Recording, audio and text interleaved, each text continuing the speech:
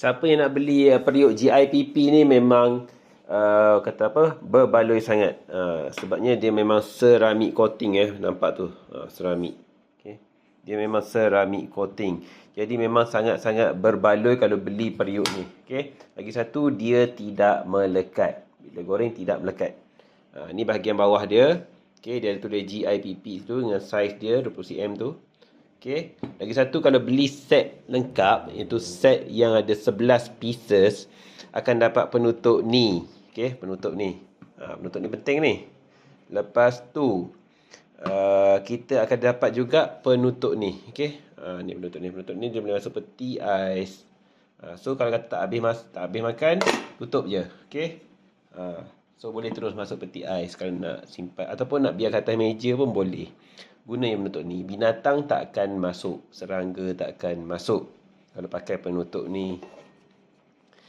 So, kalau pakai penutup ni pula, yalah, kalau kita letak atas meja memang boleh masuklah celah-celah ni kan.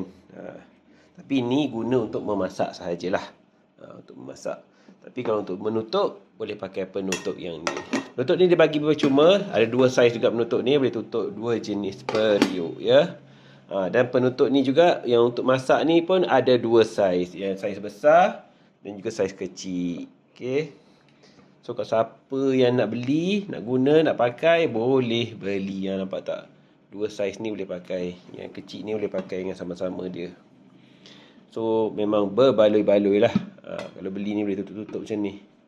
Lepas tu kalau nak simpan periuk ni juga senang sebabnya dia punya ni boleh dibuka. Okay. So kita boleh buka macam ni, tekan je.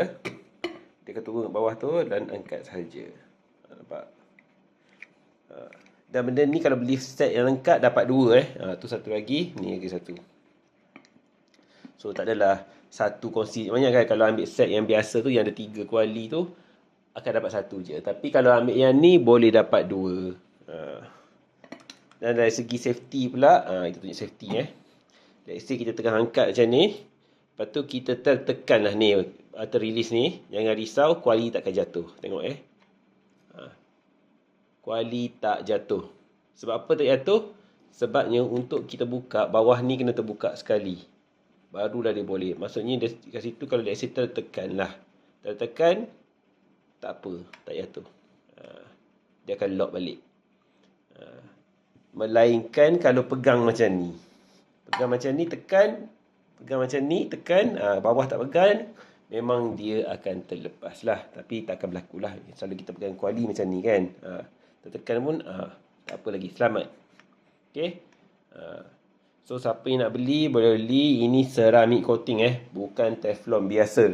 Ceramik coating. Jadi, boleh beli sekarang. Boleh beli.